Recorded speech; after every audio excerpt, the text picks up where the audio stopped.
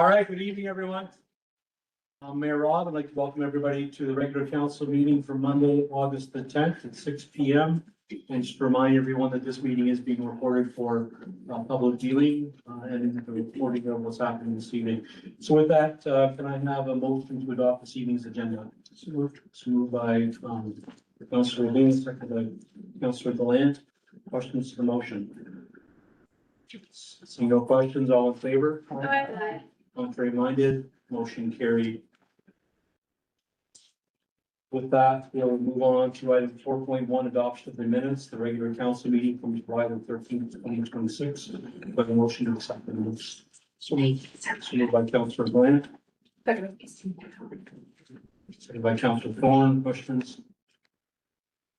See no questions, all in favor? Aye. Contrary minded, motion carried.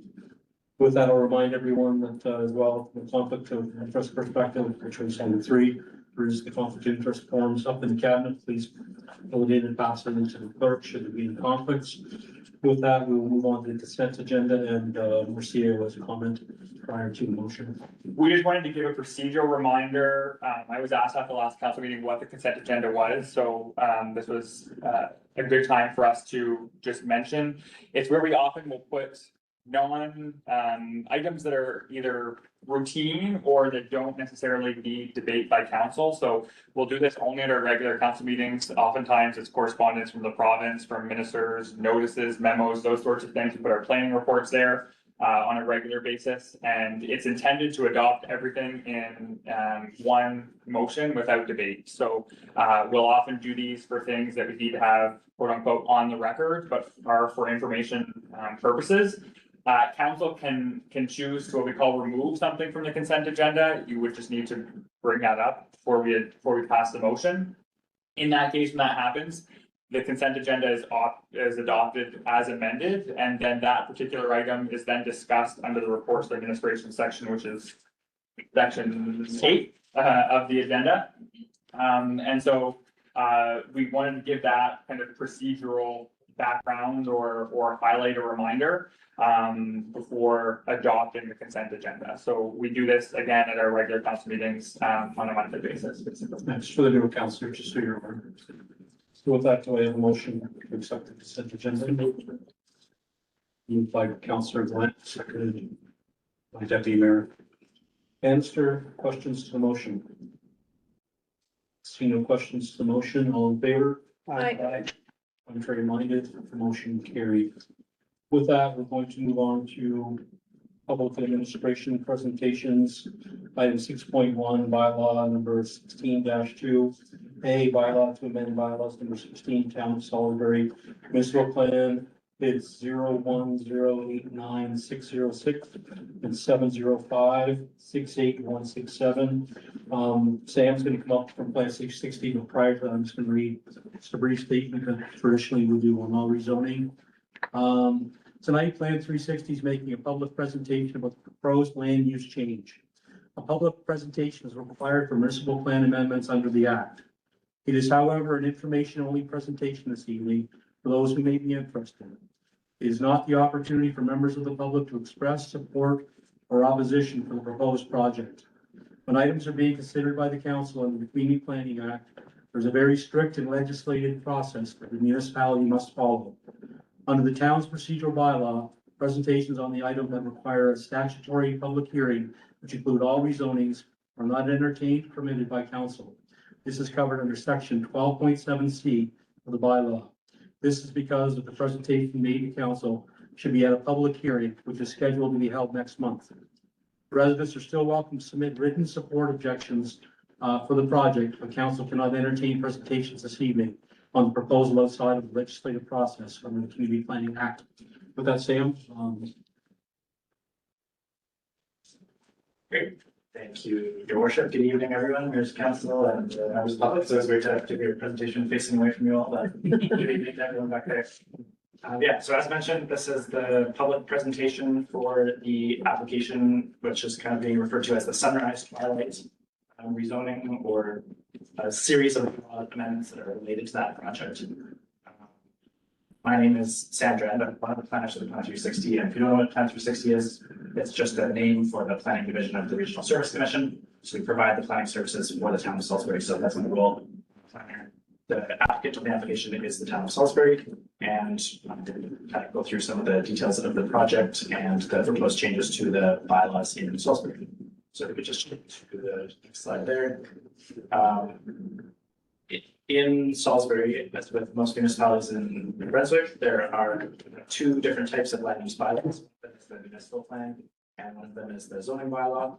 And they kind of go together to regulate land use, but the municipal plan is kind of an overarching policy document, and then that is a more detailed regulation, which really spells out exactly how big the buildings need to be and where they can be located, things like that.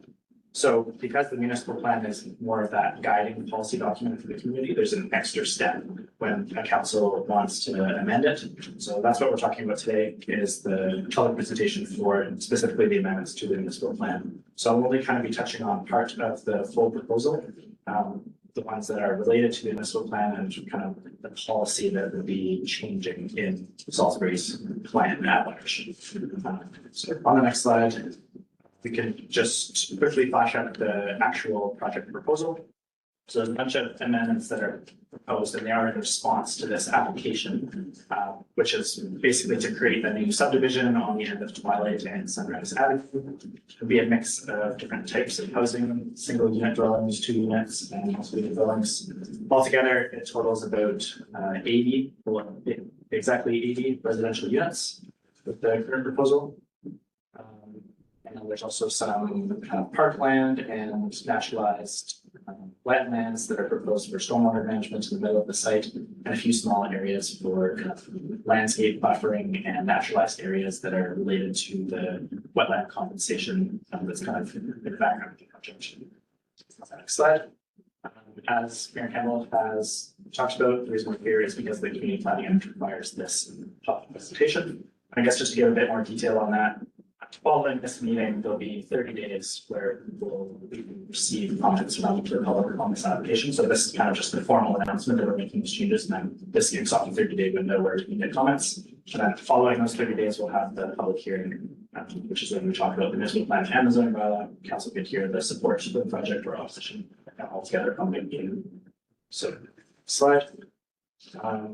In terms of the changes to the municipal plan itself, I realize the text is really small on the screen for the folks in the back, but the actual policy that would be added to the municipal plan is a small statement that would say that council will add a new zone into the municipal plan, and we're proposing the name residential mix for that zone. And the reason for that is that the current application is for a mix of different housing types all in one property. And the current bylaw only allows for, or wouldn't allow those multiple unit dwellings to be in the same zone as the single unit dwellings and the 2 unit dwellings. So that's a bit of a gap in the Salisbury's municipal plan to have a zone that allows all those uses. That said, I guess it is allowed in the village center, the town center zone, or in the residential neighborhood service zone, which kind of goes along the highway between the village center and the transit highway. So there are some zones that allow these combination of uses, but those other zones also allow a whole bunch of different commercial uses. So the intention would be this new zone would be more flexible in terms of what residential uses are allowed, but wouldn't allow all of those other commercial uses that we would see in the village center. So that's kind of the overarching reason for creating the new zone. And that would be one of the statements that's added to the plan. The second thing that would be added to the municipal plan on the next slide is essentially a list of criteria that council would want to consider if they receive future requests for rezoning into this residential mixed zone. So if council considers these amendments, that will be an option for developers and landowners. They can make requests to change the zone to the residential mixed zone. And this policy statement would provide guidance for municipal staff and for council to consider those requests. So it says that the new proposals should be kind of at a neighborhood scale at full subdivision. We wouldn't want to see just a small public street on a cul-de-sac with a few buildings around it. We really want to see that whole connection of the streets and really an extension of the network that we have. So it wouldn't really be for one-off projects or smaller scale. And as a part of that, they would need to provide diversity of housing and some information on drinking water supplies, proximity to resource-based uses, provision of some community amenity space, the drainage and road network connectivity, as well as any buffering throughout neighboring properties if that's necessary. So, as I discussed on the previous slide, the new zone and this policy, they would sketch out how council should consider new applications are the two things that are being added to the coastal plan. So that's all I have to say in this presentation, but I guess I'll remind again that now that this presentation has happened, we're in a 30-day period where we can receive comments. I'm also happy to talk with anyone who is curious about the application via email or phone call following this meeting in the next 30 days to get more information if you're curious. Leading up to September 21st, 2026 at 7 p.m. at 63 Peters Street, Boyd Lions Club, which is where the public hearing will be held. So that's all I have. Thank you very much. Thanks, Sam. So the intent of the presentation of Plan 360 this evening is to satisfy the requirements of the municipal planning amendments under the Community Planning Act. This is a public presentation intended as information for those interested and not a public hearing. On behalf of the council, I want to urge those who have thoughts, whether in favor or against the proposal, please provide written submissions and or attend the public meeting for the public hearing, which is September 21st, 2026. As Sam mentioned, this now starts the 30-day process for written submissions following the public presentation. This input and all that received on the proposed rezoning will be presented to the council at the public hearing. The public hearing will be held again, as I mentioned, September 21st, 2026 at the Salisbury Lions Club, 63 Peter Street, Salisbury, NB at 7 p.m. Residents can register to speak in advance at the public hearing by emailing info@salisburynb.ca or by visiting us at the town hall. Residents will also be able to sign up on the night of. No decisions on the proposed rezoning is taking place today during the public presentation. No decisions are taken at the public hearing on September 21st either. These are legislative processes intended to ensure the council is presented with information that helps inform their eventual decision. Hearing from all interested parties ensures that the town can consider all information within the overall best interest of the municipality. Thanks, Sam. So with that, we will now move on to item 6.2, request for beach volleyball courts, and Rebecca Slocum, one of the residents, will be presenting. She is here, last person, go grab her. Way harder than I thought.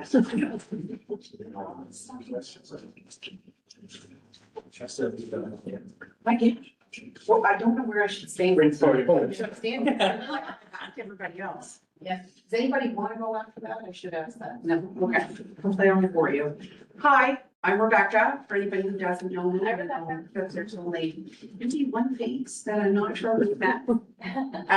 So I will maybe introduce myself first. So I have lived in Salisbury since 2011.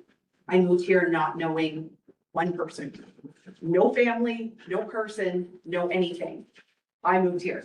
So I'm going to start with that. And then I really want to, before I kind of get into it, I really want to give you all a compliment and the people before you, because in the last 4 to 5 years, what I've seen here in Salisbury makes me so proud.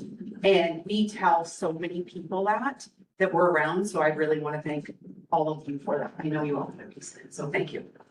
All right. So I started this journey of beach volleyball courts quite a few years ago, but wasn't able to get any traction.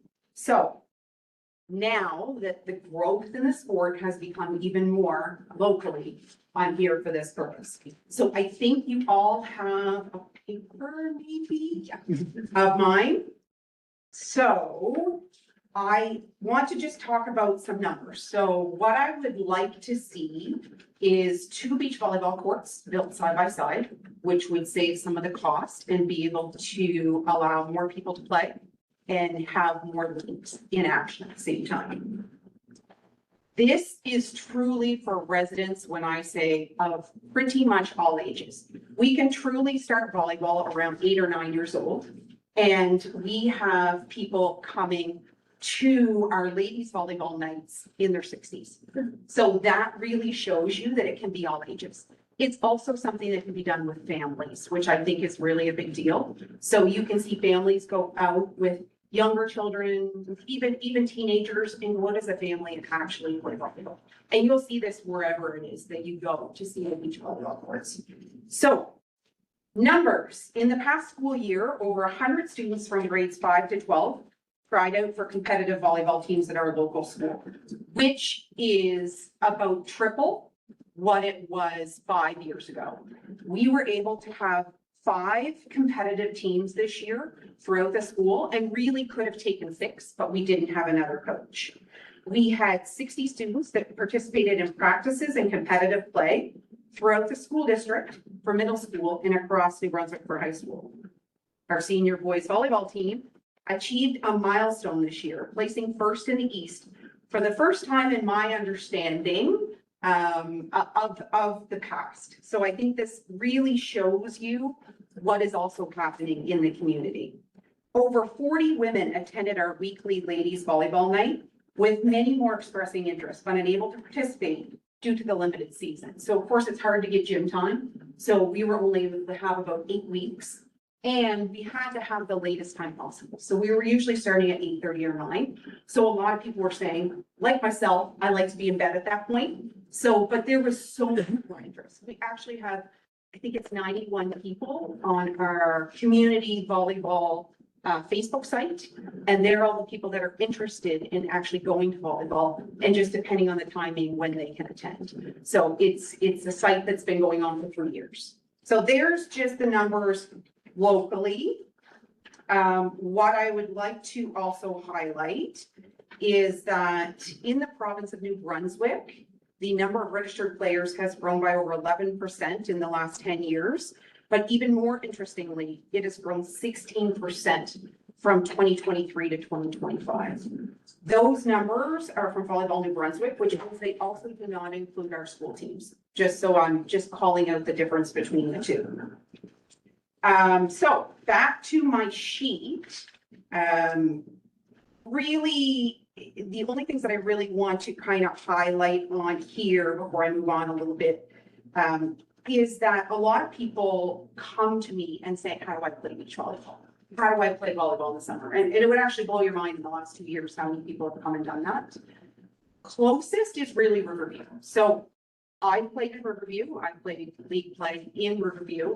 It's very, very popular. People also go to Shediac to do it, but it's so much so that we have a lot of people today from Salisbury that actually travel to go play in these leagues. And that's besides the people that don't have the ability to travel, which we could have something like that locally. So I wanted to kind of point that out also.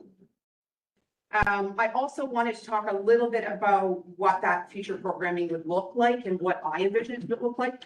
I am here, which I have always said many times, in partnership with the town, whether or not it be, I don't know if any of you knew, but I was started the whole process for the batting cage. So we now have a batting cage there, but I will always assist in setting up league plays, games, whatever that is. And so I am offering my services to say, hey, I would work on that together. If you want to meet, again, I'm outside of so, but weekly co-ed league play with flexible early evening scheduling, adult programming aligned with community events such as Walks in the Park open hours. So when I played in Riverview, you would not believe the amount of people that would go to the Holy Whale afterwards. And it's not even near it.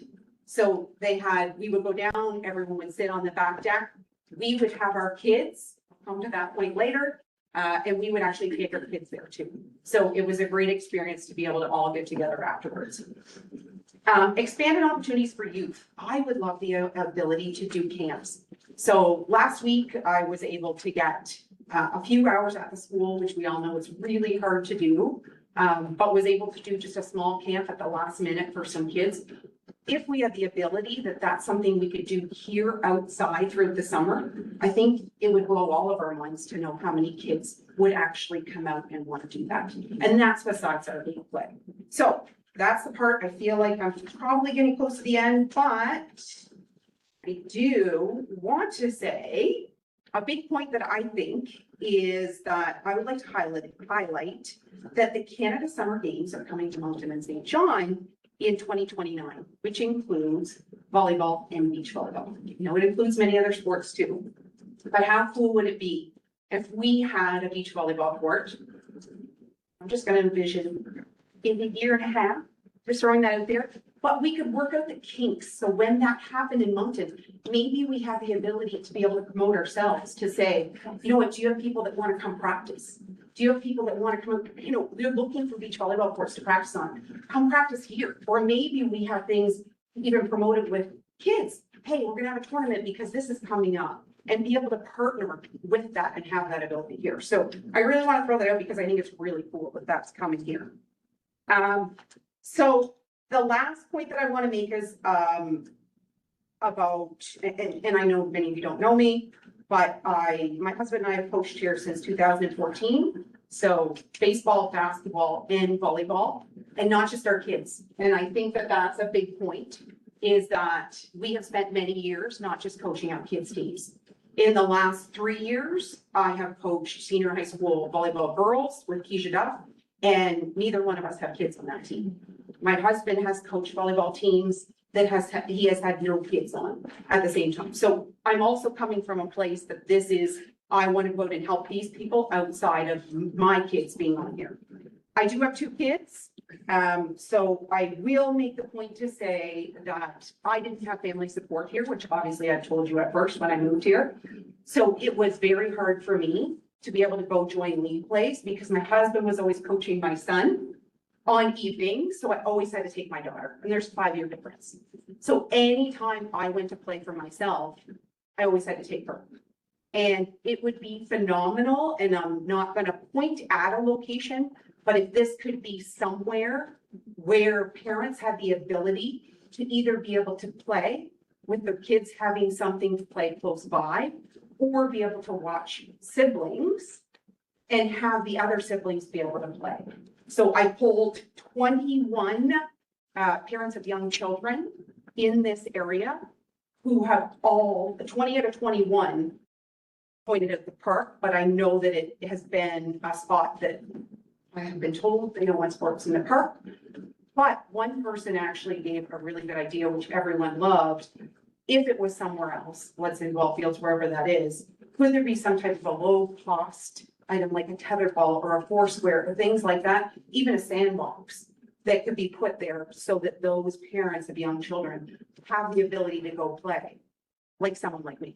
Because I didn't have that ability for a really long time. And at one point, my daughter was building sandcastles up the side of the court. But I just want to bring that point up. So that's all I have. Does anybody have any questions for me? Any questions? I have a few other for everybody else, Mr. We can have a motion and a question. We can ask for questions first, actually. Maybe it's like, The back ask for that. so we'll do it. Okay. Oh, you want the motion first? Yeah. Yes, okay, I'll move the council direct staff to prepare proposed options for outdoor beach volleyball facilities, including locations and costings for council consideration during budget deliberations. I'll second it. Just how much space does like you have the physical volleyball court itself, but how much Yeah. space on each side and just roughly? I know Massimo will know all that when he, Yes, I'm just more Will. curious because I was envisioning as you were chatting, yes. we take 2, like what? Yes. That requires. In all reality, you really should, it can't be close to something. That's what I Because, figured. yeah, Yeah, so what do you So- need? What do you need from above? really, I would say the length of this room, kind of all around the court.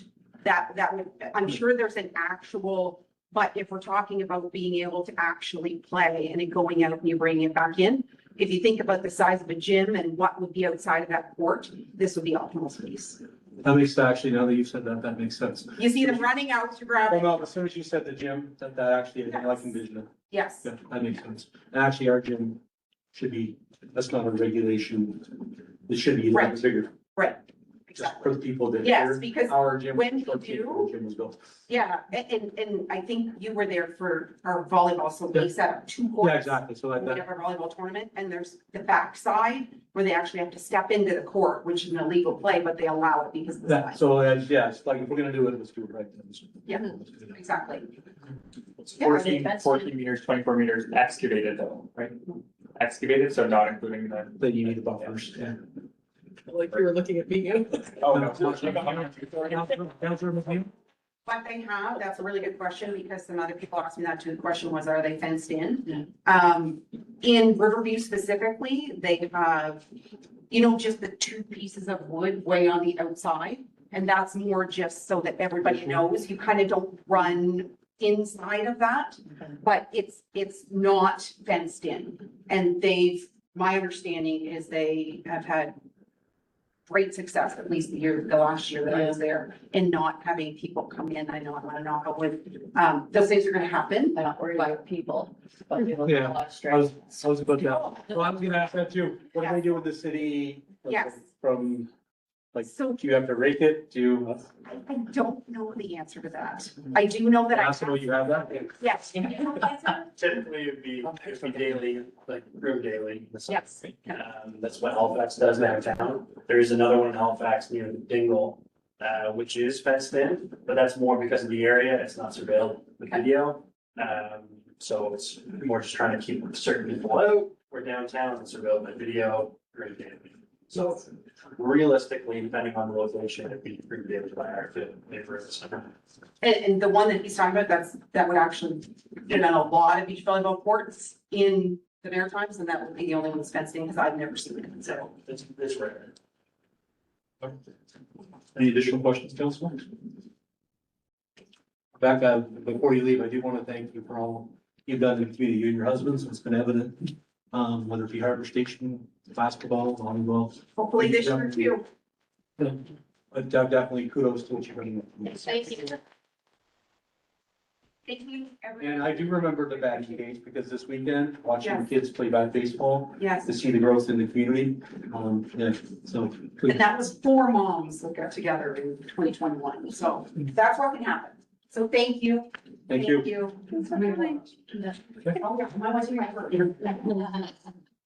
All right, with that, moving on to 6 point. We didn't vote on Sorry, not right, sorry.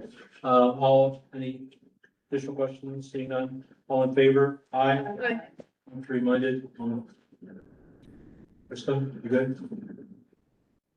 Okay, motion carried. Moving on to item 6.3, community wildfire resiliency plan for Salisbury. Virtually, we've got Kara McCurdy from Transitional Solutions Inc. I'm gonna share this information too. Make sure she can unmute herself. We're gonna share this information. Yeah. I can't tell. Good evening, folks. Can you guys hear me? I see a head shake, so yeah. Am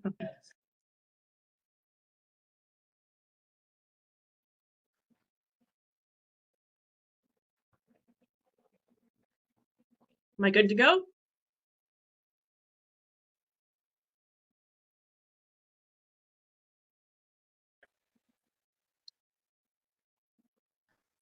Can you guys hear me? Yes. Okay.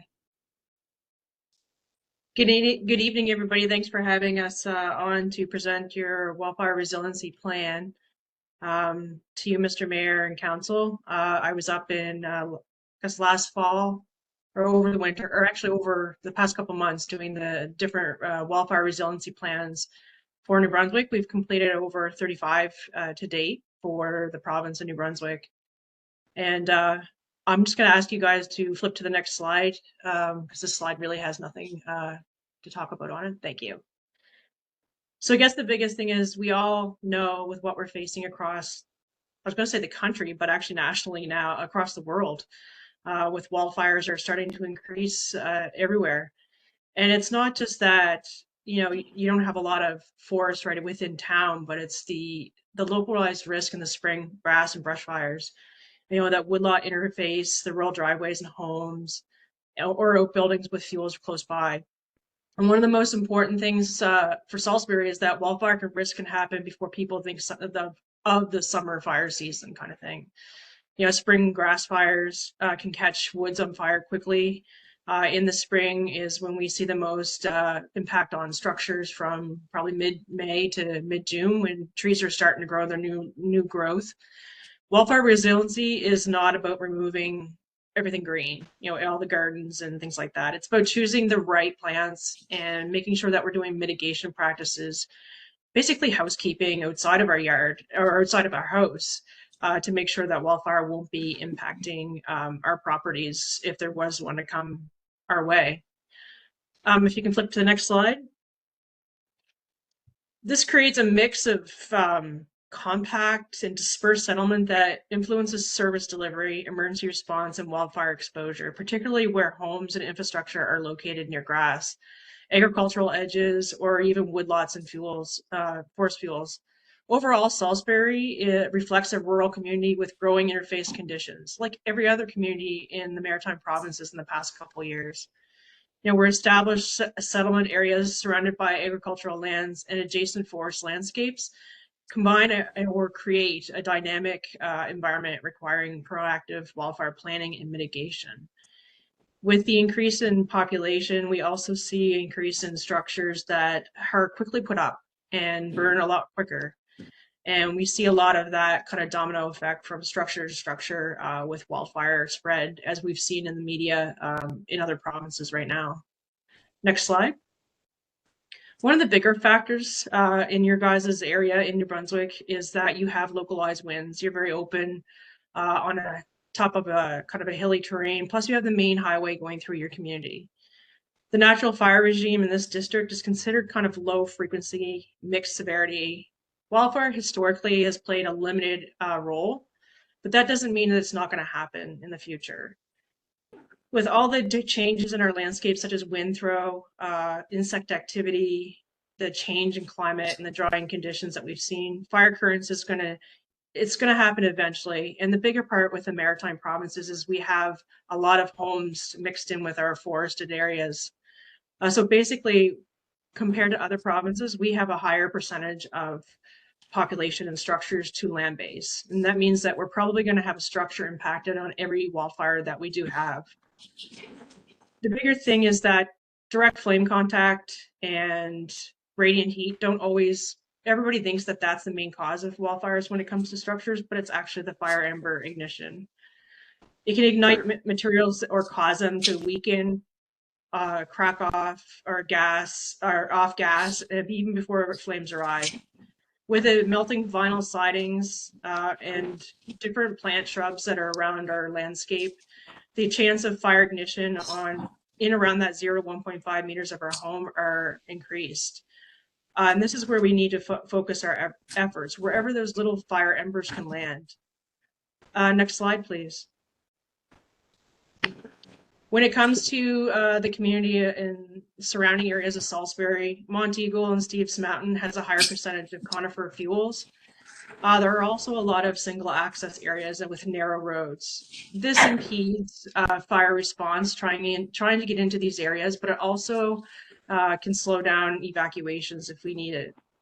In the Middlesex area, as we know, we had the fire back a few years ago, or was it last season? Mixed wood stands above 50% conifer content, and with a mix of recreational use and transmission lines as trails for ATVs. These areas have also, or in Turtle Creek, we have heavier forestry operations, mixed stands and boggy areas of conifers with limited access that are further away from fire response. So where you see the areas that are in yellow, you're going to have slower response times. They're further away from critical infrastructure. There's heavier fuels or even steeper topography in those areas. Next slide, please. What drives risk in our communities is all of these items. Fuels, the type of tree, the arrangement, whether it's windblown or if it's insect damaged, and how close they are to our structures. Structure type, be it wooden with vinyl siding or wood slat, are more susceptible to fire than heavy metal or metal, brick, or heavy log. The location of the fuels and the slope and the accumulated landscape practices in around the structure are the most important. Access egress, dead ends, long narrow roads, and very little signage equals difficulty to access. And when civic signs aren't present roadside for firefighters to find, it's difficult for them to understand where they can get to quicker. Water, we have lots of it in the Maritime provinces, but do we have access to it? And the amount of water, be it for bird dogs, helicopters, or even a pump. And how close is it to the community, and is it accessible to the fire service? Of course, topography adds into it in the aspect. You know, southern slopes dry faster in the spring and then the northern sides are cooler. Critical infrastructure, as we learned in a lot of the maritime provinces when we had the fires here, if we lose communication or power, we lose the ability to send out evacuation alerts, but we also lose the ability to dispatch our fire departments. Are the homes close together or far apart? That's intermix or interface. Those two items can actually change the kind of tactics firefighters have when it comes to fire suppression in around homes. The more recreational use we have, the more human causes we're going to have. And as we all know in the maritime provinces, our human causes are higher than any other province in Canada or in Canada. Past fire occurrences can also dictate the future fires that we could have. With the increase in populations, we're going to see more human activity. Wind frequency and amount can also impact how fire spreads in our communities, and it has played a major role in a lot of our major losses and structures across the country. Our response and action times and lack of communications and planning, and having the community wildfire resiliency plan is critical. Next slide, please. Fires can impact you in 3 different ways. Either it's direct flame contact, convective radiant heat, or fire ember transfer. And fire ember transfer from statistics has been the #1 cause. When you look at a lot of the fires we've had here, and I'm from Nova Scotia, that we've had here in Nova Scotia, we've had anywhere from 500 meters to 7 kilometers ahead of the head of fire, fire embers landing in people's yards, catching bark mulch, log gutters, or things in our yard that could catch fire. They land in susceptible materials, and the #1 cause of wildfire spreads so quickly because they go undetected until it's too late. Because the fire department and all the other firefighters are too busy focusing on the main fire, not to look at the spot fires. Next slide. So when it comes to our community, we want to focus on our homes. #1, like you're in an airplane and the oxygen mask falls, they always tell you to put yours on first. We should always deal with your own property before you try to do a community level home ignition mitigation efforts. The 0 to 1.5 meter is the most important, and we ask people to have non-combustible materials in that area. So fire-resistant plant species, no bark mulch, reducing anything that's piled up against structures like firewood or construction material. When you get out past that, all we're asking is for people to maintain grass, break leaves, prune some branches to keep fire from spreading up to the tops of trees, reducing that kind of ladder or chimney effect that fire can have to carry upward. And if you're on top of a hill, that's when you extend that zone. Next slide. Now, these community priorities are not in any sort of priority order for your community, but these are the 7 things that we focus on in a lot of communities across the province in New Brunswick and the Maritimes. You know, expanding community fire smart and vegetation management initiatives, you know, getting education, prevention efforts like that to reduce fuel reduction, defensible space, and neighborhood level mitigation efforts. All of these things will reduce the amount of cause or starts, but also reduce the amount of fire spread to homes, impacting less people. Improve wildfire evacuation planning. If you have a lot of those single access roads or a higher population in one area, you want to develop detailed evacuation route mapping. Strengthen wildfire and WUI operational readiness. Your firefighters or your first responders, when it comes to these wildfires, they're always the first on scene before natural resources. And they need to have the appropriate equipment, personal protective equipment, and training in order to carry out their operations effectively. Excuse the last word there, says Halifax Regional. I took this slide from another presentation because it was really good. It had a lot of important data in it. You know, enhance your water supply and structure protection capacity, map and maintain drafting sites, improve suppression, continue expansion of sprinkler and structure protection in areas where people maybe can't do the efforts themselves, or you have critical infrastructure that you can't do a lot of mitigation on. Integrating wildfire resilience into future development planning is critical. You know, where your communities are placed, do they have access to hydrants or easy access for fire service, Are there structures away from vegetation? To even if it's an apartment complex, having a plan for those folks when it comes to smoke and environmental issues like that. Expand public education and prevention efforts, and then strengthen interagency coordination.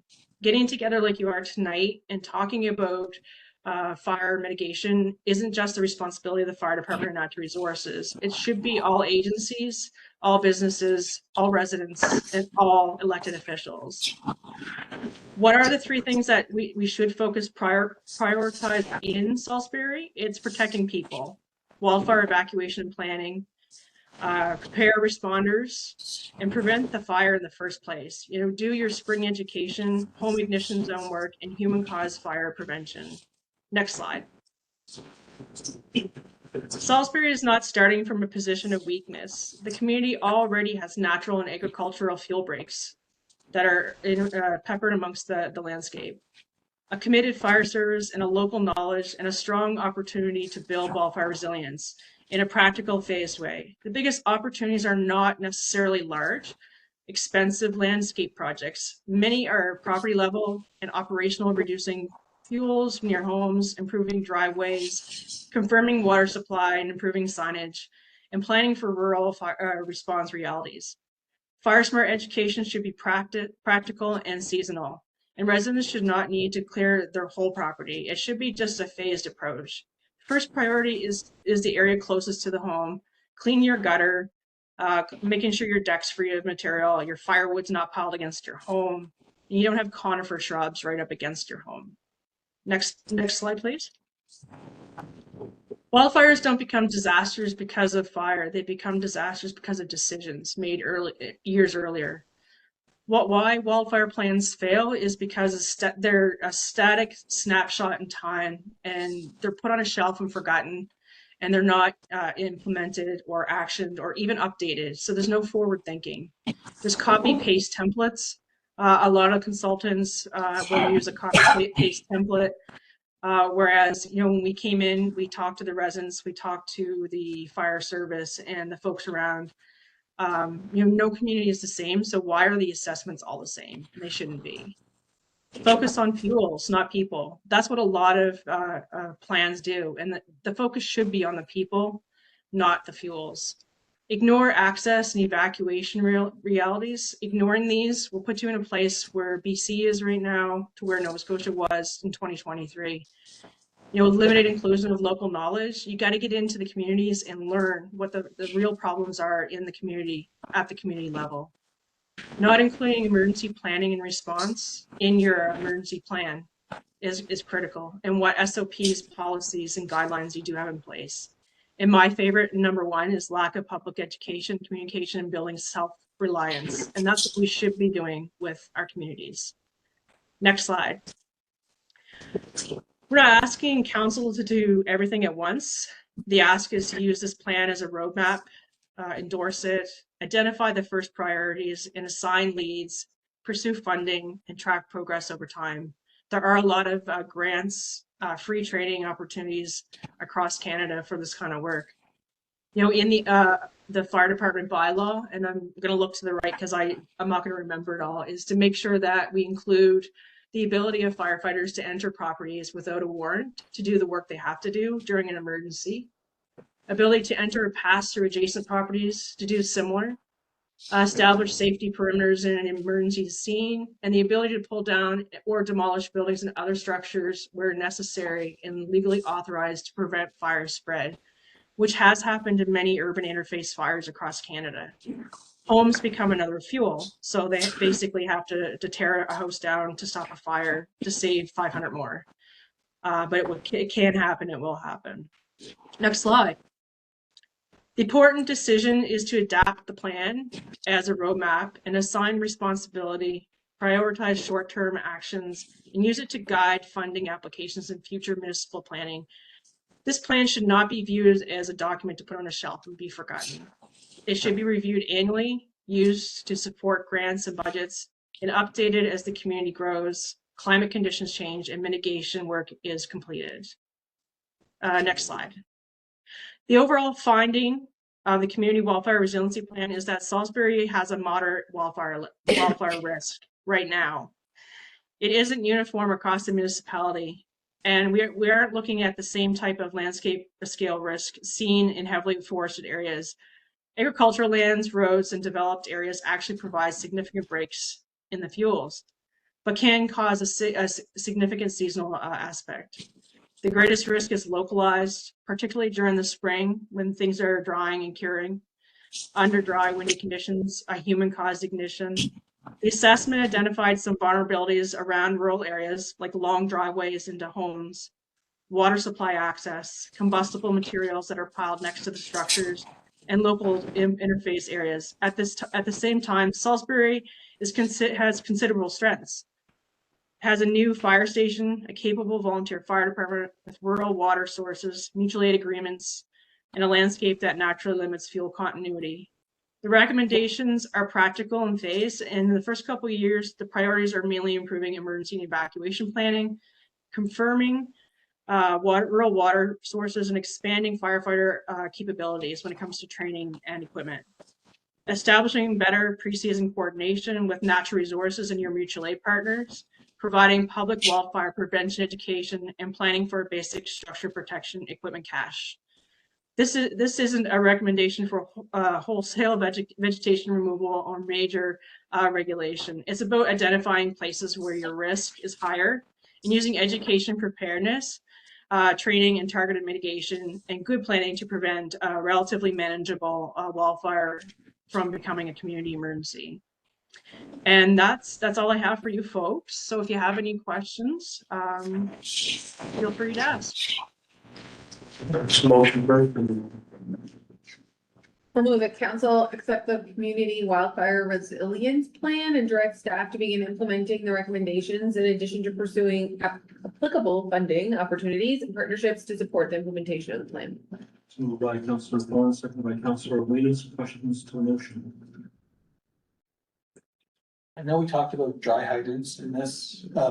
Has there been any history of it being successful to leverage this plan toward municipal water supply, which would also increase our water supplies? Good question, because we don't have the plan yet. This is our first time that we have a plan like this. I would say to a certain degree, yes, potentially we'll use this as part of those continued applications, just to say that it's also a fire risk. We've used like news articles and stuff to do that before, so it's not like it's a new risk. What this will help though, in the immediate future, I would say from a funding application perspective, including one that closes in October, I think, I forget the date, but there's one this fall that we're gonna shoot for through FCM, a program or a stream that we've already been successful for so far for dry hydro. So we'll use that on a more immediate basis, but it will definitely be integrated in our longer term applications for sure. That's for sure. No additional questions. I'd like to thank you for your diligence. This is something as a region we've been chatting about for quite a bit, and something we need to be proactive on and continue to diligence. So thank you very much. Yeah, that's one thing that I don't know. We might have put that in the CRF, but it was done on a regional It basis. was, that's why I brought it up. So this is something that's not new. We've been talking about it with all the mayors and communities in the region. Most of them, not all, most of them. Well, we've had the chat. Yes, yeah. We're all aware of the issues, the concerns, and it's something that we have to be top of mind for sure. So with that, all in favor? Aye. Contrary minded? Motion carried. Thank you very much. Thank you for having me. Thank you all very much for the back there. I know. Okay, with that, we'll move on to item 6.4, lot size and system capacity assessments. Is Brendan here? Yes. There you are. You're up. With that, we'll ask Bernard Thorne from CBCL to come to the podium, please.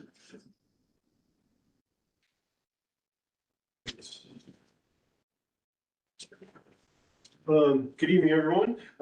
Bernard Thorne, with CBCL Limited. So I manage the Moncton office of CBCL in Moncton, and I'm a civil engineer. Played football here in Salisbury when I was a kid. So I'm a Silver Fox. I grew up in Pinnaconiat. And I mentioned last time I was here that I actually worked for the village for a summer while I was going to university. So it always feels like a bit of a homecoming coming back to Salisbury, and it's great to work for a community that contributed to my education in those days. Appreciate that. So today I'll go through a quick recap of, slide there. Go through a quick recap of what I talked about last time I was in, some projected population growth, how that affects sewer capacity, and then get into the options we have for expanding the trunk sewer network. And then also today, I'm going to talk a little bit more in detail about the groundwater review we did, the watershed recharge area, the WASA process, and the ongoing monitoring that we suggested.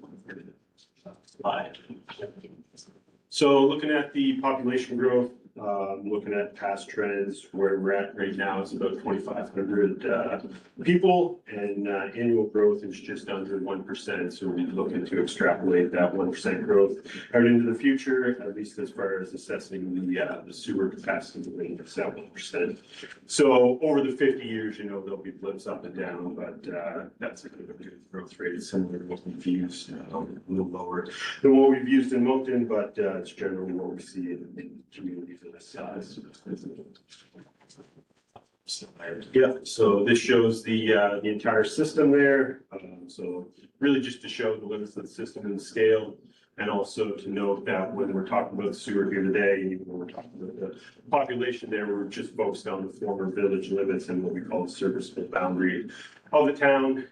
So not looking at kind of the new town limits, just the former village limits where we have sewer service. There, yeah, so these are the existing sewer sheds that we've mapped out. So this is based on the topography and that existing sewer layout we're looking at. So based on ground elevations, these areas flow into and concentrate in one area of the sewer, and then we use that to assess the flows at kind of those points of concentration in the system to give us an idea of where we have capacity or may not have capacity throughout that system. So looking at the existing sewer flows, you see there the percentages on the right there are kind of what's key. Many of the percentages are well below the 80% threshold that would kind of signal a maximum flow in that sewer pipe. So you see there, many of them are well below that threshold. And if we go ahead and slide to the 2075 flows, we're still for the most part well below those thresholds for the peak flow. The sewer shed S7 is getting a little close there, but again, this is 50 years out, and it's actually an area of town where it's already nearly fully built out. So when we did this assessment, we distributed the population kind of through all the sewer sheds, and that's likely not the way development would actually occur.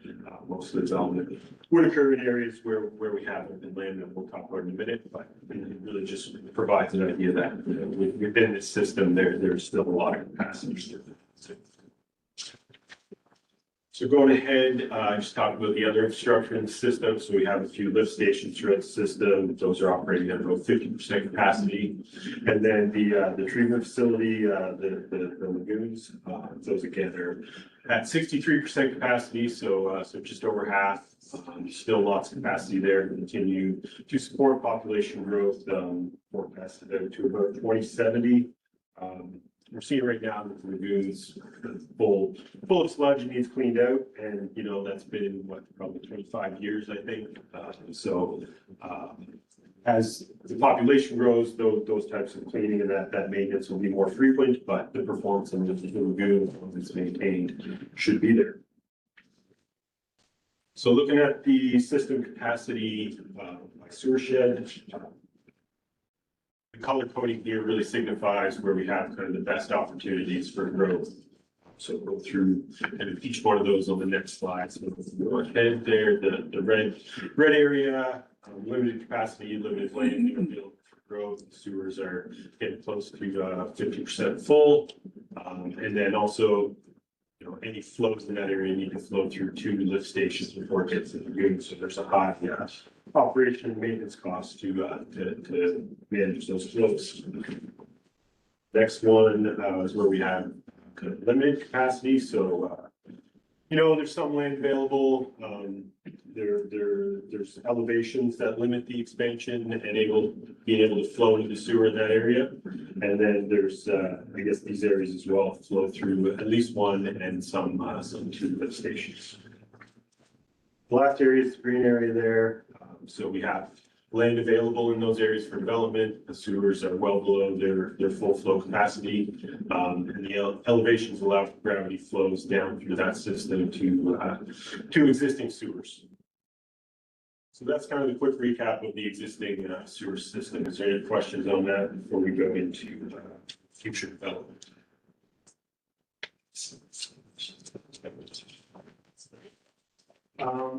So on the next slide there, yeah, so for kind of the new part of this, we're talking about infrastructure investments. So where and what can we do in those growth areas? What can the town do to support growth in those areas? And kind of lay out a plan for some strategic investment in the sewer infrastructure in those areas. So the first development zone is really all along Fredericton Road where we could have gravity flow into that Fredericton Road from sewer. So there's a lot of kind of small parcels in that area, and if you patch them all up and fully built out that area, we could have up to 4,000 new people living in that area. That's probably not feasible considering, about 50% of the land would have to be developed to provide that 2,000 capacity for 2,000 more people in the area. So if we look at the next zone, it's kind of a bigger zone, still in the same area, but we need a new sewer to be able to carry the flows from that development area down into the existing trunk sewer, the railroad track there. Alternatively, we could pump from those areas back into the Fredericton Road trunk. But when you do it that way, you're essentially saying each landowner that develops a parcel in there will need to have their own pump station going back to the Fredericton Road trunk sewer. So it kind of breaks it up rather than having a system where everybody's connected to one pipe. Provides a lot of land for growth in that area, and seems to be where there is some opportunity and some existing interest in developments related there. Excuse me. Third zone is the other green zone we had in the other green sewer shed. So it's a smaller area and it's very few landowners. So that's an easier location to possibly say develop at your own rate and possibly come up with a method there where the town could support development on more of an ad hoc basis. So going ahead to the next slide, we look at so there's two areas there. Is this the PDF on the slide? Oh, yeah, sorry, that's right, yeah, you said so. So, yeah, it's a little hard to see, but there's a hatched area behind kind of the option 1, 2, 3 there. That is the future development area 1. So that's a parcel of land that's owned by the town and could be developed. And then FD2, future development area 2, is an area where there is some planned development, but again, this area it would be challenging to convey those sewer flows back to the Fredericton Road trunk sewer. It would have to be pumped. So for both those development areas, FD1, FD2, the option would be to pump those flows back to the trunk sewer on Fredericton Road. So we laid out a number of options for servicing those areas. Option 1 for FD1, future development area 1, could pump to lift station 3 in that existing development. Option 2 would be to pump out to Fredericton Road, and option 3 would be trunk sewer to convey those flows down south to the existing gravity sewer through the former railroad track. And then looking at, once that's developed, how can FD2, future development zone 2, then be serviced kind of through that future development 1 zone? So one way would be to flow down to the pump station that FD1 built. Option 2 would be to flow by gravity down to the gravity sewer and hook onto the same sewer that future development zone wants. So apologize, the numbering gets a little convoluted there, but we'll go through each option here in a little more detail. So option one, doesn't really work. The pump station at lift station 3 there would need to be upsized and need a lot of work to kind of rebuild that pump station. So it was just build a new pump station as we look at in option 2. So jump in there. Yeah. So in future development area 2 here, we could build a pump station that then pumps back to the French road, and that would allow that whole area to be developed. It doesn't do much for the surrounding areas, unless you're planning ahead of time, you look at, okay, we know there's some other areas around here that want to develop as well, so we're gonna oversize that pump station to build something large enough to support kind of all the development in the area. But that's gonna drive your pump station costs. So the pump station we've costed out there is really just to serve that single development. And then we looked at like a 20-year life cycle on that pump station, just to be able to compare it to the other options you have that ongoing annual maintenance costs, which a lot of that is the power consumption by that station. It does, however, have the lowest capital cost. So as far as getting in the ground and getting an operating sewer, that's your lowest cost to do it. The next option here would be gravity sewer. So we'd have to design and build that sewer down to the railroad tracks where it picks up the existing sewer that runs along the creek and down to the wastewater lagoon. Some more challenges as far as crossing land. You'd have to have easements in that, but it would open up that other land for development. So everywhere that trunk sewer passes, now have available sewer that by gravity, those lands could just plug into and to develop. So it does come at a slightly higher cost, but over the 20 years, you don't have the operation and maintenance costs, so a lower cost option there, a longer timeline.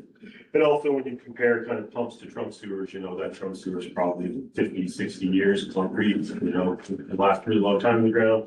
Those pumps would likely 20 years would be at about the limit of what the pump cycle would be.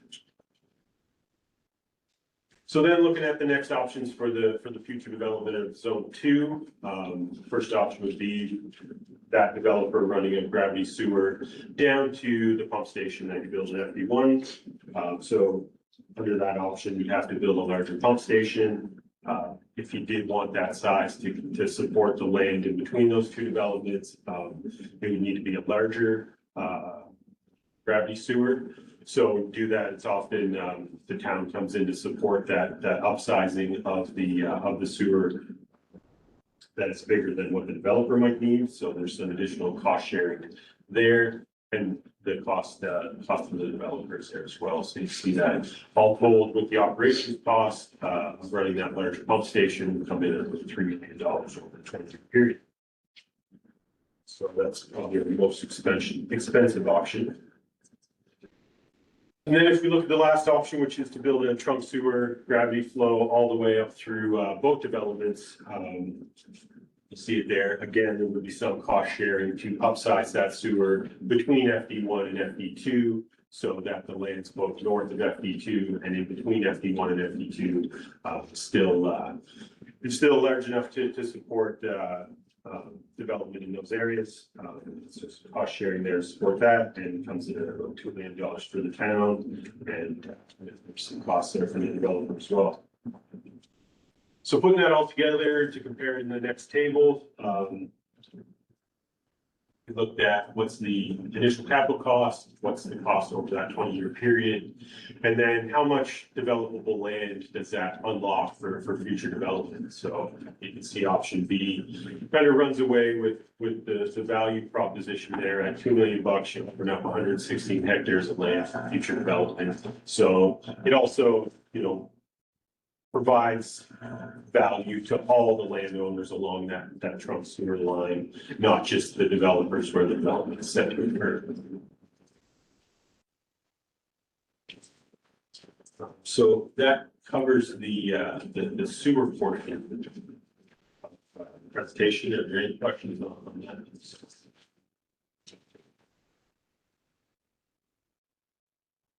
Okay. to groundwater. So the objective of our study here was really to characterize the groundwater resources that are available in the town of Salisbury. Look at that somewhat in concert with the lot size evaluation we're doing, which we'll touch on a little bit at the end.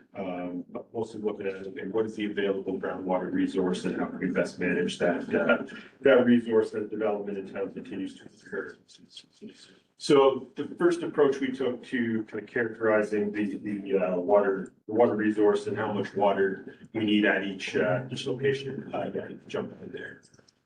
Yeah, is a water balance approach. So this method looks at essentially each home, each development has a bucket, and the water that you're going to take out of that bucket has to equal the water that falls in that bucket. So the land you have for your home has to be an adequate space to recharge the groundwater below your feet to support the amount of groundwater that you would consume within that home or development. So it is very conservative to look at it that way. A four-person single-family home would need about an acre of space to recharge the aquifer below that home.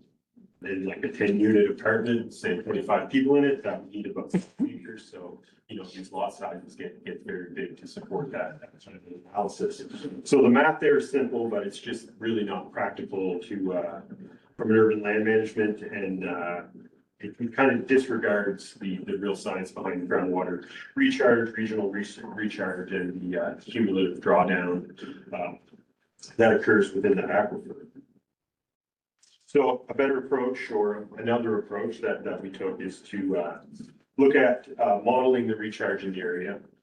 You see here, this kind of is the results of that model. The dashed line shows what is the regional recharge area. It actually aligns pretty well with the serviceable boundary.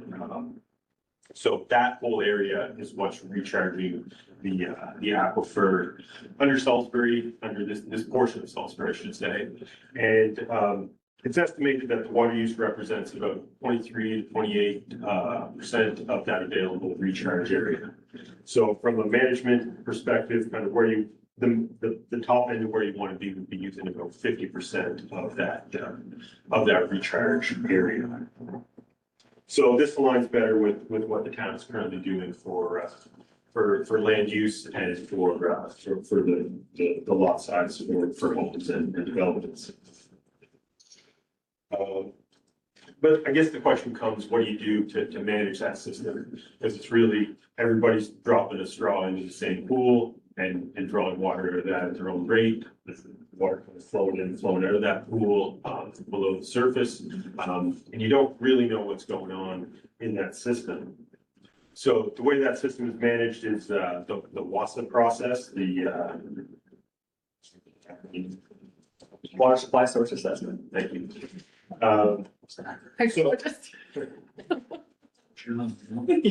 So that process looks at each development, when they're going in to do the development, they drop some test wells, and is the rate at which we're gonna draw water out of this site, to support this development going to impact the other landowners and the other wells in the area. So working through that process, you see, okay, no, we're not affecting any of the other wells, so we can go ahead with their development. But that creates a situation that's basically first come, first served. You don't know you have a problem until the WASA results start to show that, okay, we're not seeing the same rates, or we're impacting a larger area, we're getting more drawdown. So it's kind of a reactive process. So in order to make some data-informed decisions, we looked at an option to add some monitoring wells to the town, so you can keep an eye on that groundwater resource on an ongoing basis and see what's happening, even if it's just a dry year versus, a normal year. And see what's happening with that groundwater and be a little more proactive in managing that resource. Yeah, jump ahead a couple slides there. Process. So yeah, so we looked at a couple groundwater monitoring well locations. Just go ahead there. Looking at in center of town, that's kind of the highest concentration of wells, so there should be a fairly regular response to the groundwater system. The next one is closer to the river, so that well would likely be influenced by the flow in the river, and we would show if the drawdown in the entire system is starting to affect that base flow that's getting to the river. The next couple of slides, the next couple of monitoring wells there, kind of down Fredericton Road, and it provides kind of a cross section through the recharge area, so we get to see kind of how are things flowing down gradient towards the river. And then lastly, is again, just an area and kind of a concentrated existing development away from the center of town, and to give us an idea of what's going on in that corner of town. And it's close to where we're saying a lot of the future development could occur. So this would give us a good understanding of response in that area. So that's the groundwater portion. So I mean, in summary, the existing sanitary sewers, pumping station, and treatment facilities, everything's in generally adequate, and able to manage future growth in the town. Based on the desktop study, looking at groundwater, we're using about 25% of that resource, and probably have, again, enough capacity there to really double the size of town and use up to 50% of that resource. Continue to follow that WASA process for managing new development in the town, and set up monitoring wells to monitor the groundwater levels. Again, touching on the lot size, if you read our report, we talk about comparing the existing lot size in the city of Fredericton, the city of Salisbury, to other cities throughout the region that are in a similar situation of groundwater resource and dedicated sewer system. So looking at those, what do those other towns use for a minimum lot size, and how do we align with that? And then lastly, we looked at investment in a new trunk sewer east of Fredericton to support the planning element in the area, without adding the ongoing maintenance costs of operating the station. So that's the summary of the report there. So if there's any questions on that, I know it's a lot to absorb here, but There's a motion for. Yeah, there's a recommendation on the floor. One thing, I meant to say this before Brendan started and I forgot. We asked him to focus on the infrastructure side of things as opposed to the lot size. So the lot size is more of a comparative exercise that could be informed by the last two pieces. So the infrastructure piece being sewer and water.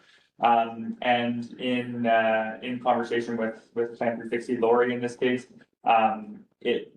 at this point, we're not recommending necessarily changing our lot sizes. We're quite conservative compared to the others. The others that Brennan mentioned that have public sewer but groundwater for water source are quite smaller. What we would know is our old or grandfathered lot sizes.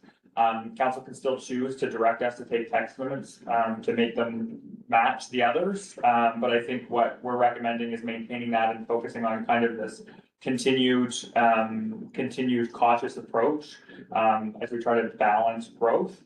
And the other piece is that it could be helpful in instances where if there's a variance as an example, or a variance request that has a lot that is almost the regulated or minimum size, that the planning commission, when they're making a recommendation to the PRAC, can use this report and say, the town is commissioned a report that looks at infrastructure and also looked at lot sizes, which are smaller than others. So Lori's mentioned that could be helpful, even if council doesn't direct to modify the lot sizes. So I meant to give that at the start to kind of get the context as to why we had Brennan focus on the technical stuff. But yeah, with that, now there's a recommendation on the floor, and then any questions for Brennan?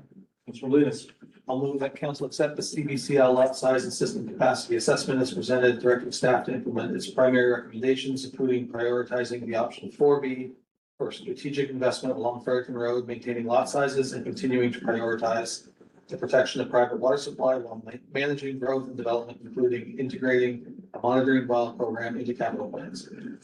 Moved by Councilor Lena, second by Councilor Thorne. Questions? It's very detailed and comprehensive. Yes, I always feel like I learn so much when you come.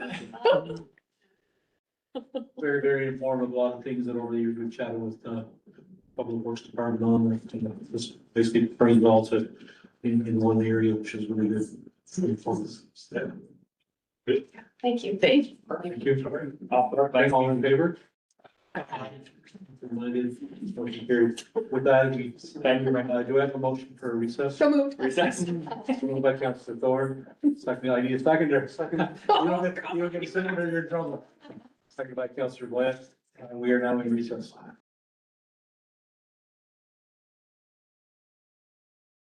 So we have to actually move on to return to, council session, so do I have a motion? I'll move to go back into Moved by council. Councilor Bland, seconded by Deputy Mayor Bannister, all in favor? Aye. Contrary minded, we're now back into the regular council session. Moving on to item number 7, reports and recommendations from committees in private meeting. I don't believe there's anything to report this evening. Okay. Moving on to item number 8, reports from administration, 8.1, finances, Q2 update. Maybe this is the long section of the agenda, but there's only one, yeah, there's only one. So council received in their package the quarterly financial statements for the operating utility and the capital budget. For new councilors, we provide these to council on a quarterly basis, as part of our ongoing efforts in the last couple of years to streamline our financial management process. So this reflects Q1 and Q2. So, started January to the end of June. So that's about 50% of the year. Year to date, we're at just over, or just under, 40% of the total expenses in the operating budget. Some lines are over. The projections are still projecting a surplus position at year end, which is the short way of saying there's no main concerns at this point. The main difference for that projection continues to be our projected operating capital budget. So, basically transfer. So our River Road project closed quite significantly under budget, most of which was to be funded through that operating to capital amount. So it is a good position to be in at this point of the year to not have those concerns. The main rationale or reasons for the lines that are over budget is power across the board at every building, vehicle expenses in particular with the fire department. And that's typical, I would say, every couple of years as well. And then our training development lines across the board are also over, mostly due to the fact of the certifications and trainings that we're doing in partnership with WorkSafe for our health and safety program update. For the utility budget, this also is not a surprise, nor should anyone be shocked at this point in the year, but we are projected to be in a deficit position. The projections are a little bit less formalized in the utility than they are in the operating budget. And essentially what we do is we project the full budgeted amount for all of our budget lines. And then add in anything that's, I would say, like unforeseen. So last year it was a pump purchase. This year it's a $29,000 pump repair at the lift stations. It's timely to talk about those based on the last presentation and trying to limit that infrastructure regardless of how much development it brings, because it can and does, not just can, does bring a number of long-term financial obligations on the part of the municipality. And similar to the operating budget, power is significantly higher than it normally would be at this point of the year because of the lift stations. In the capital fund, we expect this year to spend just over 3 million. About 1.1 has been spent thus far. Most of that is the majority of River Road that's been completed, claimed, everything but the holdback, including the few change orders that there were on that project, and the first progress claim on the trail. This is also more than we would normally see at our Q2 update for the capital plan. Our project started quite a bit earlier than they normally would. And none of our funding plans have been submitted income wise. We'll be doing that this month in August, now that we have some of the proof of payments from those projects. And so just as a summary, as you can tell, like, I don't run line by line for everything, but we're available if there's any specific questions. It's really intended to provide council with a percentage amount spent year to date based on the budget that was approved. And the next update comes, is a little bit more detailed, especially with our projections. And it comes as part of our budget cycle. So our budget planning, at the October committee of the whole meeting in particular, you'll have a similar report with a lot more kind of focus put on the projections, because we'll be getting ready to recommend to council what to do with the surplus and or deficit in this case, which is projected to be a surplus this year. So with that, there's no motion on the floor or recommendation for this one, but we can answer any questions if the council has any. I'm sure I knew you would. It's only, and I just No, want I- it to tell you know. me every time. Yeah. But the only thing I'm missing, like, Your reports are beautiful and I love them. I'm just wondering, Is that a sigh of relief? well done. I think they're so nice, but the only number I'm missing though is like, we billed 470 whatever. Yeah. How much did you receive of 2026 billing? We Cause just your put the total- 401 we has put the everything. receipt, yeah, in Yeah. total, we didn't split that up by, we can get that number. I'm just wondering, like, are people paying their bills or are we just keeping like Yeah, I'm just keeping. backlog? You know what I mean? Yeah, without like calling out specific accounts, obviously, we have, Yeah. some accounts that are, delinquent, the council's given us direction on that, the judgments themselves are still not registered Right. for some reason, like we had, they might be since I've been on vacation, actually, they might be registered, but they were quite slow, and that's of no, like, we can't control that when working our lawyer, it just Yeah. takes a long time. So some of those will continue to be registered and put on the property. There are, a number of other accounts, some of which we like wrote off actually that are paying, so they're quite a ways, but Yeah. their progress is good. So we continue to see that, and then we'll get ready, this month or early next to go with the next batch. So, we're seeing people come off the list, people are still being Yeah. added. But people continue to make payment plans and we continue to kind of Okay. follow. So we're seeing that, we're seeing like good progress. It's not where we would like everybody to pay all their bills. Of course. That's what we would like. I don't know if you have anything else. Well, so there's 19 judgment accounts on 7 properties. Last time we did this, it was 21 judgment accounts on 9 properties. Okay, so it's getting a So little better. It's getting That's better. an improvement. A lot of that, some of it is people actually paying. Some of them are selling and some Yeah. of them still a bit. And the judgments, when the judgments are released, that's a significant, Usually it's those are, chunk. yeah. And those are like liens on properties that you can tell there's multiple judgments on almost a handful, 2 more will be of the same handful. Yeah. Of properties, and so when the judgments are paid off, that's not including our pay, like, we have people who are not at a judgment point who have payment plans, so Okay.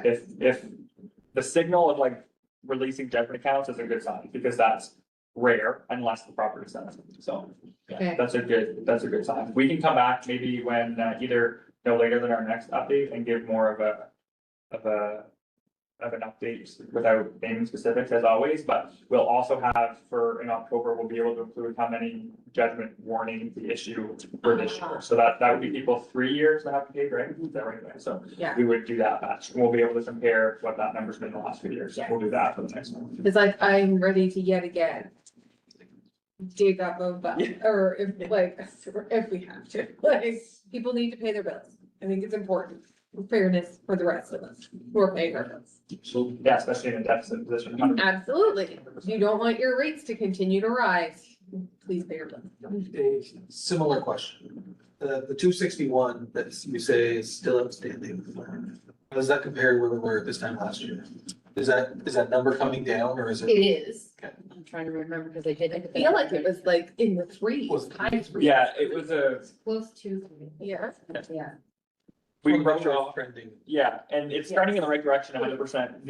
During the audit process, we, write off basically, certain accounts every year. And last year we had to go through and say like, okay, we're way under what we would normally write off, which is a good thing, like a good position to be in. So then you add other accounts to write off, because it has to be they need it to be a consistent percentage basically, but, that's another good sign. So like all of those things point in the right direction, like not everybody's paid out by any means, but it is trending in the right direction. But I don't have that number in front of me, but we'll pull something and send something out and then have it for the next report too. Some of those year-over-year updates. Great job. Well, it should be celebrated because you have an improvement year over year. so. Absolutely. But to Stephanie's point, everybody needs to pay their bills We'll send the mayor after them. There you go. with a shovel. all right. Thank you very much. No, we should Yeah, look at it. that's fine. Yeah. I don't know how you put roar in the council. All right, with that, I believe number 9, bylaws, there's nothing this evening to go through. Moving on to item number 10, mayor and council statements. I just wanted to point out to council that last week there was a closure of the the off ramp going into the Salisbury Big Stop area. Very concerning from our perspective, and the MRDC did send out, after corresponding and talking to many of the businesses, they did send a notification out to the businesses, but the notification was a broad range of potential dates that it could occur. Not enough information for businesses, but on top of that, things that they promised that they would do, such as detour signage, communications to the public, all the things that needed to take place with 511 did not take place, totally unacceptable. Around that, some feedback from businesses, significant loss of revenues. On top of that, I want to give kudos to the town staff in that, once I directed them involved, after businesses started to contact me, they started reaching out to the appropriate parties, which then we were told that there could be a potential, not a potential, it was going to be another day's delay. And the off ramp was going to be closed for another day. And I do believe, although we can't substantiate it, I do believe with the push that we kept doing, that was finished that evening, which then saved police businesses that. But I have directed staff to send a note out to the appropriate parties just around, we need to be notified. Our town was not notified about this at all. I have talked to businesses up in the Big Stop area as well, that they need to proactively let us know as well, even though they shouldn't have to let us know so we can advocate on their behalf when these occur, should they occur, but then proper planning from their perspective around when they do it. And I recognize they've got some details as we talked about. We recognize that there's contracts that would be with MRDC, but we need to point out to government when they negotiate these, they need to negotiate them properly and not impede businesses, particularly at the busiest time of the year for our businesses. They cannot afford to have the losses that took place. So I just wanted to let council know that occurred. And just another note that the CAO and I were talking about, I was at the Regional Service Commission at a meeting the other day, just when a note came through about the province is going to, through DTI, stop the scenic drive signage around the province. They're going to slowly pull that out around the province. Their decision around it, while it's fine in concept, the comments around it were because tourists now all use digital, we don't need these signs anymore, which is perfectly fine, but I think anybody here would fully state that you cannot use your phones in that province right now. So my comments, and I said to Austin, we need to let the province know, conceptually, we understand what they're doing, but until such time we actually have proper mobility services within our province, let's get that fixed first before we start to now erode our tourism opportunities. So I just want to let people know that was going on. Well, not only that, Google's gonna take down TransCanada. Right. It's not gonna take down any of these. Well, you're bang on, right? So, yeah. Obviously, we have community days that's coming up this weekend, so I highly encourage all council to get involved in that. It's gonna be exciting. But then on a more somber note, to Councillor Ingraham Cote, we wanted to wish our condolences to you and your husband on the loss of your mother-in-law.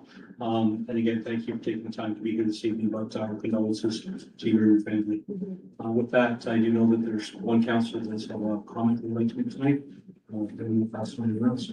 Councillor McNeil. Yeah, thank you. I just had a question.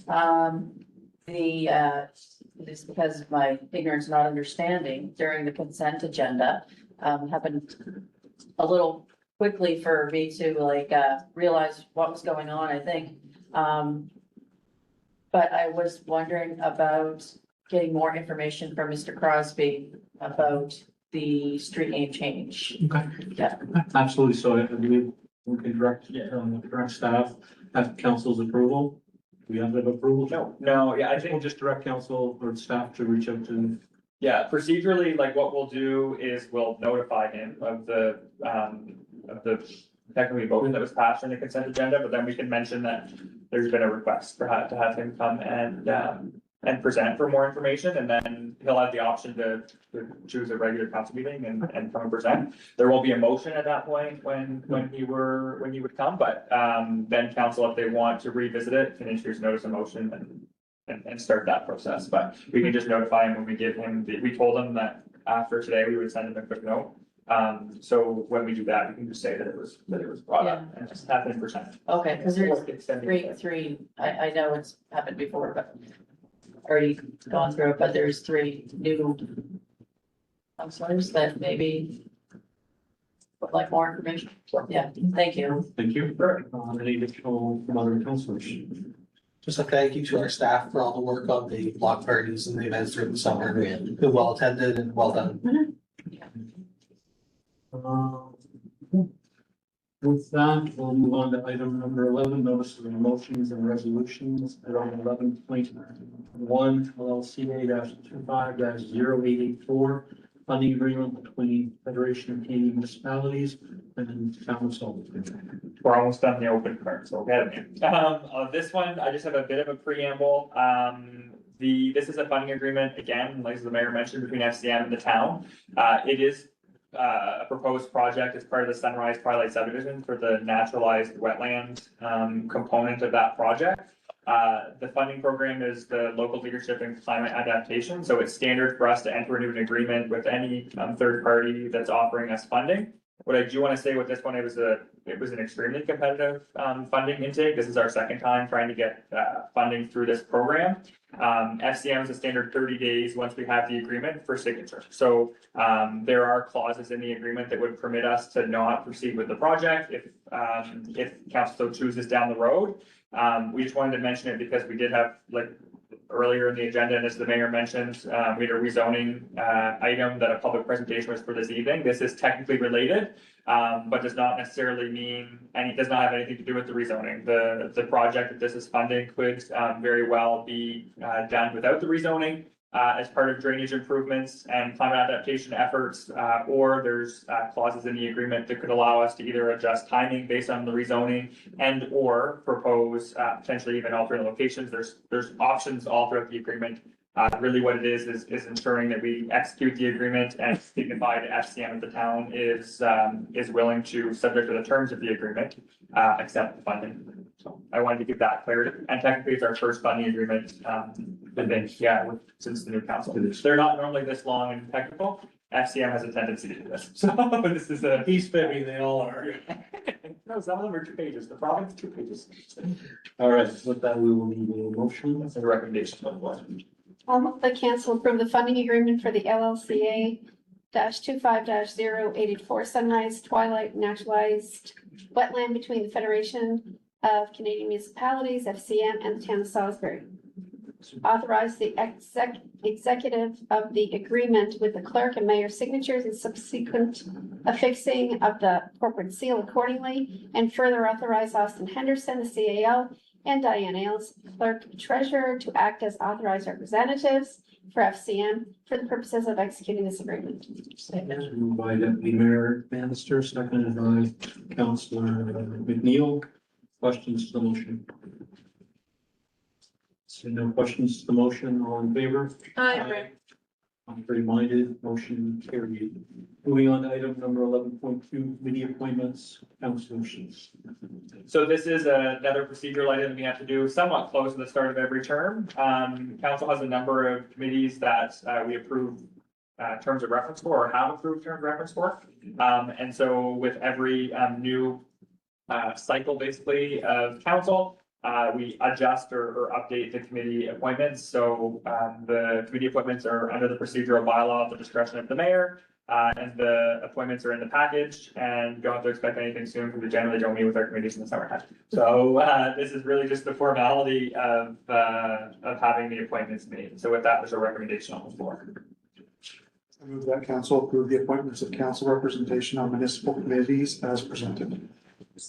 Councillor Glenn, seconded by Councillor McLaughlin. Questions to the motion? I do have a question. Is it possible to join another committee? Be added to another committee on that? From the Beyond existing list. beyond your list? Like, I wouldn't mind also being on the volunteer awards committee as well. You can attend technically. Attend? Yeah, as Okay. like almost an ex officio Okay. basically. The reason that we have that certain number is because our terms of reference Oh, okay. include specific numbers, Okay. but technically they're public. So you could attend, but technically you couldn't Okay, weigh in, I guess, necessarily on the vote. You can provide input, but can't vote on, yeah, that would be on that one specifically, as an example. And the only other later with one of the committees would be changing the tour of the terms of That's right, reference. yeah. okay. Later, the terms of reference would need to be changed, which, Okay. how many of you have a committee that How many do we have? Two? You have two. Two on that one? Okay. Whatever, under the tour, the terms of reference, we filled all the positions. Okay. I just have a suggestion for another stream at volunteer awards. That can be done outside, because Oh, yeah, you wouldn't have to even, so with that, that happened, when did we do that last year? We added the stream in the last couple of years, but how that happened was like, Years ago, I think. yeah, is that what it was? Okay, it comes, so council has to approve the terms of reference that include each kind of bucket, Okay. and then the committee just does the call for nominations and accepts them. So yeah, that can be done, right. even outside of the Okay, committee. sounds good, thank you. Yeah. Counselor, okay?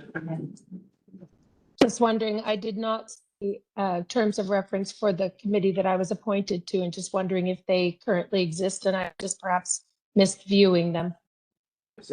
Library. Do they have something? So I think provincially, the libraries have to have a board of directors and that's what you're sitting on. It's not necessarily a committee of council. It's you're sitting you're filling a representative position on that board of That directors. we have a seat on, basically. Exactly. Yeah. Yeah. We'll I'm sure there's something, so that's a good point. We don't approve the terms of reference, but there's gotta be like I'm pretty sure you could probably find it online on Yeah. the library boards of. yeah. We just wanted to make sure we were really looking through your package to look through all the terms of reference, to see what you found. Yeah, you passed. Several of you have some questions with that over the last several days, so many of you have faxed. Questions to the motion? Crystal, do you think that might be more? Kind of a glitch. Is that still the same question, Chris, or is there another one for you? You're good, okay, perfect. Sorry. All in favor? Aye. Contrary minded, motion carried. Moving on to item 11.3, petition to request outdoor volleyball courts. So this is again a procedural item that's related to the first or second presentation, sorry, that we had this evening. This is just the kind of official receipt of the petition that was circulated as part of that presentation and proposal to council. So we deal with petitions the same way. Normally they're land use related. But we deal with them the same way under our procedural bylaw, so this is just the acceptance of the petition for the record, basically. So with that, there's a recommendation on the floor. I move that council receive the petition requesting outdoor beach volleyball courts submitted on August 5th, 2026 for information. Second it. Moved by Councilor McNeil, seconded I believe by Deputy Mayor Bannister. Okay, so questions to the motion? See no questions, all in favor? Aye. Contrary minded, motion carried. With that, do I have a motion? You're not leaving, you're not going. Yeah, you're not meeting, the night's not done. I know. So with that, we are adjourned at 7:49.